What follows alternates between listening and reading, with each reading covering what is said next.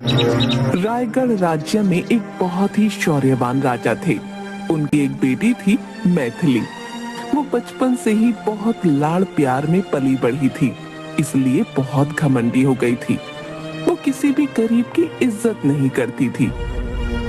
मैथिली, कहाँ हो आप? हमें मंदिर जाना है।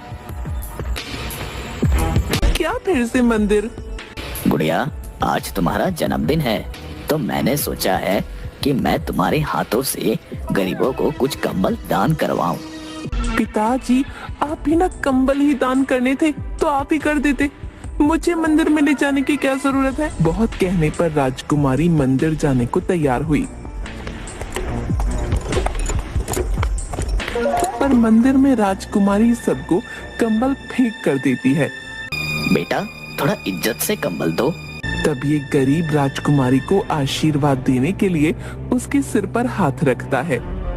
ये क्या कर रहे हो तुम? दूर रहो मुझसे। फिर एक किसान वहाँ पर फलों की टोकरी लेकर खड़ा हो जाता है।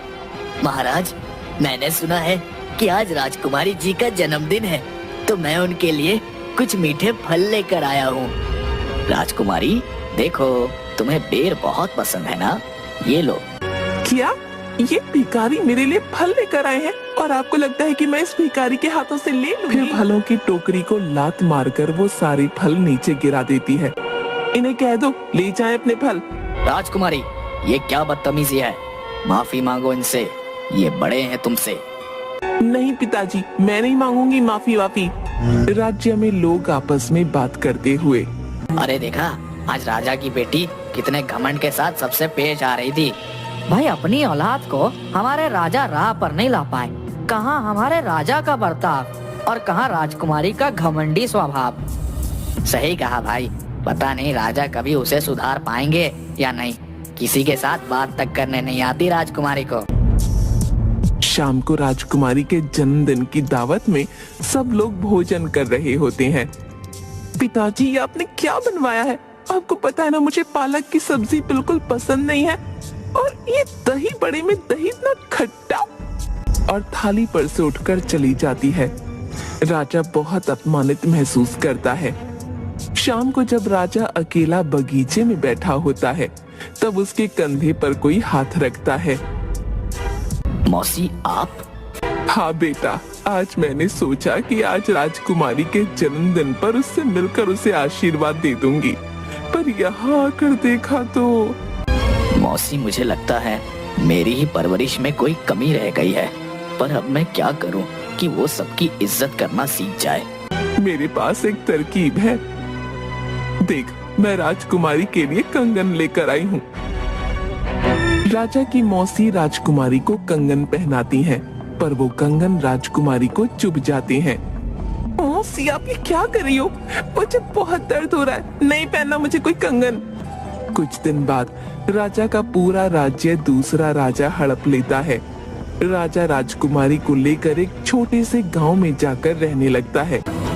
बेटा, अब हमें यहीं रहना पड़ेगा। क्या यहीं? पर पिताजी, मैं इस झोपड़पट्टी में कैसे रहूंगी? आपको पता है ना, इन गरीबों को देखकर मेरा दम घुटता है, और आप मुझे इन्हीं के बीच में रहने के लिए कह रहे हैं। हाँ बेटा, पर तुम्हें तो पता ही है ना कि अब मेरा पूरा राज्य मुझसे छीन चुका है, तो हमें कुछ दिनों के लिए यहाँ रहना होगा।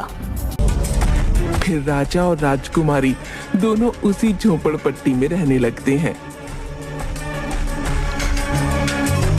एक दिन राजा को काम के सिलसिले से कहीं बाहर जाना पड़ा। बेटा, कुछ दिनों के लिए मुझे दूसरे राज्य में जाना पड़ेगा, बहुत जरूरी काम है। पर पिताजी, मैं यहाँ अकेली इन भिखारियों के बीच में नहीं रह सकती। आप मुझे भी अपने साथ ले चलिए ना। नहीं बेटा, वहाँ तुम्हारी जान खतरे से खाली नहीं होगी। तो फिर आप भी मत जाइए। काम बहुत जरूरी है, नहीं तो तुम्हें छोड़कर मैं बिल्कुल नहीं जाता। अच्छा सुनो, यहाँ पर तुम्हें ही खाना बनाना होगा, और हाँ, सारा काम भी तुम्हें ही करना पड़ेगा। तुम थोड़ा अपना ध्यान रखना, और हाँ, अगर कुछ समझ ना आए तो आसपास किसी से मदद ले लेना। राजा वहाँ से चला जाता है। बहुत जोरों की भूख लग रही है, पर अब यहाँ तो मुझे ही खाना बनाना पड़ेगा। कुछ नहीं, तुम्हें क्या, जाओ और जाकर अपना काम करो। अरे अपना काम ही कर रही थी, पर मैंने घर में इतना धुआं निकलते देखा तो देखने आ गई कि क्या हुआ। यहाँ आकर देखा तो तुम चूल्हा जलाने की कोशिश कर रही थी। लाओ मैं तुम्हारी मदद कर दूं। मैंने कहा ना तुम्हें, मुझे तुम्हारी जरूरत नहीं है, मैं खुद चूल्हा जला लूंगी। अच्छा ठीक है, तो तुम ऐसी ही कोशिश करती रहना। अच्छा सुनो, जला दो चूल्हा। फिर बुढ़िया चूल्हा जला देती है और खाना बनाने में भी राजकुमारी की मदद करती है। तभी उसकी पोती गंगा उसे बुलाने आती है। अरे तुम कितनी सुंदर हो दादी, ये राजकुमारी है ना? राजकुमारी के बालों को हाथ लगाकर। तुम्हारे बाल कितने सुंदर हैं। दूर रहो मुझसे। अच्छा बेटा मैं चलती हूँ, रात बहुत हो गई है। गंगा तो यही राजकुमारी जी के पास रुक जा और उनकी मदद करना, ठीक है? नहीं, मुझे किसी की जरूरत नहीं है, जाओ तुम यहाँ से। अरे पर यहाँ रात में कभी कभी जंगली जानवर घर में घुस आते हैं। बेटा तुम अकेली हो, तुम्हारे पिता ने मुझे तुम्हारा ध्यान रखने के लिए कहा था, तो इसे यहीं पर रुक जाने दो। ठीक है, पर तुम मुझसे दूर रहना, समझी? रात को गंगा राजकुमारी के साथ रुक जाती है, पर राजकुमारी गंगा से परेशान हो जाती है। अच्छा सुनो, मुझे दूध पीना है, यहाँ पर दूध कहाँ मिलेगा? वो तो ठीक है, पर आप पहले मुझे ये बताओ कि आप गाय का दूध पियेंगी कि भैंस का? अरे किसी का भी दूध ले आओ। तो आप एक काम कीजिए, आप मेरे साथ चलिए, मैं आपको तबेले से ताज़ा ताज़ा दूध पिलाऊंगी। क्या? तबेला? ये क्या होता है? चलो आज मैं आपको दिखाती हूँ। फिर गंगा राजकुमारी को तबेले में लेकर जाती है। अरे ये तुम मुझे कौन सी जगह पर ले आई हो? यहाँ कितनी बदबू आ रही है। राजकुमारी जी, ये तबेला है, यहाँ पर ऐसी ही बदबू आती है, पर हमें तो इस बदबू की आदत है। और ये देखिए, वो काका दूध निकाल रहे हैं। रोज आपके यहाँ दूध यहीं से जाता है, तो आपको तो ये भी नहीं पता होगा कि हम जो भोजन करते हैं वो हमारे पास कैसे आता है। मुझे पता है कहाँ से आता है। कहाँ से आता है? रसोई से आता है, और क्या? अरे रसोई से तो आता है, पर रसोई से पहले हम अनाज को खेत में बोते हैं, फिर वो 3-4 महीने उगता है, फिर कटता है, फिर उसका आटा पीसते हैं, फिर वो रसोई में आता है। अच्छा, मतलब जो खाना खाते हैं उसके लिए इतनी मेहनत करनी पड़ती है। जी हाँ, वो देखिए,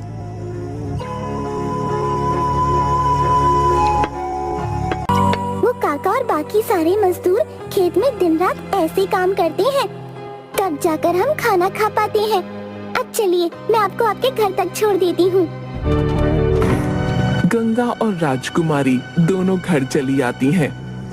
कुछ दिनों बाद राजकुमारी के पास भोजन खत्म हो जाता है। अरे अब तो घर में थोड़ा सा भी राशन नहीं बचा। एक काम करती हूँ, पास की राशन की दुकान से कुछ सामान ले आती हूँ। काका कुछ चावल, थोड़ा आटा और दाल दे दीजिए। ठीक है बिटिया। अरे बेटी पैसे? पैसे? पर वो तो मेरे पास नहीं है। क्या पैसे नहीं है? पर तुम मुझसे बिना पैसे में सामान नहीं ले जा सकती। पर काका मैं बहुत भूखी हूँ और घर पर कुछ भी खाने को नहीं है। मैं अभी ले जाऊँ, फिर आपको बाद में पैसे चुका दूंगी। नहीं, मैं बिना पैसे में तो अपनी माँ तक को सामान ना दूं, तो तुम किस खेत की मूली हो? काका इस सामान के बदले आप जो बोलेंगे मैं वो करने को तैयार हूँ, पर अभी मुझे सामान ले जाने दीजिए, मैं बहुत भूखी हूँ। अच्छा तो एक काम करो, मेरे खेत में कुछ काम है, तुम वो खत्म करके दे दो, मैं तुम्हें ये सारा सामान ले जाने दूंगा। फिर राजकुमारी दुकानदार के खेत में उसका बताया हुआ सारा काम करती है।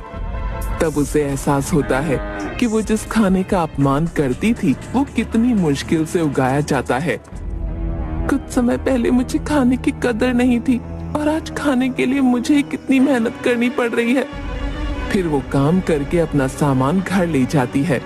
राजकुमारी को बहुत तेज बुखार आ जाता है। राजकुमारी जी, राजकुमारी जी, अरे आप तो बहुत कांप रही हैं। फिर गंगा राजकुमारी के हाथों को अपने हाथ में लेकर मसलने लगती है, तो देखती है कि उसके हाथों में छाले पड़ गए हैं। अरे आपके हाथों में तो छाले हो गए, मैं अभी दादी को बुला कर लाती हूँ। दादी, दादी, राजकुमारी जी को बहुत तेज बुखार हो गया है। उनके हाथ पैरों में भी छाले पड़ गए हैं। आप चलो उनके हाथ पैरों पर आपका बनाया मरहम लगा दो। फिर बूढ़ी औरत राजकुमारी के हाथ पैरों में मरहम लगाती है और गांव के कुछ लोग वैद्य को बुलाकर लाते हैं। राजकुमारी सुबह उठती है तो देखती है कि उसके लिए सभी गांव वाले बहुत परेशान हो रहे हैं और गंगा को उसके पैर दबाता देख राजकुमारी बोलती है, अरे गंगा, तुम ये क्या कर रही हो? हटो यहाँ से। मुझे पता है राजकुमारी जी, आपको मैं बिल्कुल पसंद नहीं हूँ, पर आपको कल रात से बहुत तेज बुखार था, बस इसीलिए हम सब यहाँ पर। ये सब सुनकर राजकुमारी का सारा घमंड चूर चूर हो जाता है। तभी राजा वहाँ आ जाता है। अरे बेटा, मैंने सुना था कि तुम्हें बहुत तेज बुखार हो गया है, अब तुम ठीक हो ना? हाँ पिताजी, अब मैं ठीक हूँ। फिर राजकुमारी राजा को सारी बातें बताती है। मुझे माफ कर दो मेरी बच्ची, मेरी वजह से तुझे ये सब काम करना पड़ा। अरे नहीं पिताजी, आप ये बताइए आपका काम हो गया? तभी एक सिपाही वहाँ आ जाता है। महाराज चलिए, रथ तैयार है। कहाँ चलना है पिताजी? हमारे महल में बेटी। पर महल तो नहीं बेटी, वो सब नाटक था तुम्हारे घमंड को तोड़ने के लिए। क्या नाटक था? पर मैं कुछ समझी नहीं। हाँ बेटी, नाटक। हमारा महल सुरक्षित है और मैं तुम्हें यहाँ इसलिए लाया था ताकि तुम गरीबों की इज्जत करना सीख जाओ और तुम्हें पता लगे कि जिस भोजन के लिए तुम अपमान करती थी उसे उगाने के लिए कितनी मेहनत करनी पड़ती है। और अब मुझे लगता है कि तुम्हें ये सब समझ आ गया है। गंगा इधर आओ, मुझे मेरे बर्ताव के लिए माफ करना और मैं हाथ जोड़कर सभी राज्यवासियों से क्षमा मांगती हूँ। पिताजी, आज के बाद मैं सबके साथ मिलकर अपनी प्रजा की सेवा में रहूंगी। वाह बेटी वाह, आखिरकार मौसी का ये प्रयास रंग लाया। महाराज की जय, महाराज की जय, राजकुमारी जी की जय, राजकुमारी जी की जय। महाराज की जय, राजकुमारी की जय, राजकुमारी की जय। फिर राजा और राजकुमारी दोनों महल चले जाते हैं।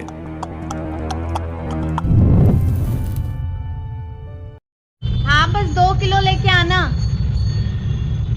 सब्जी के बहाने निकला पति हुआ प्रेमिका के साथ फरार।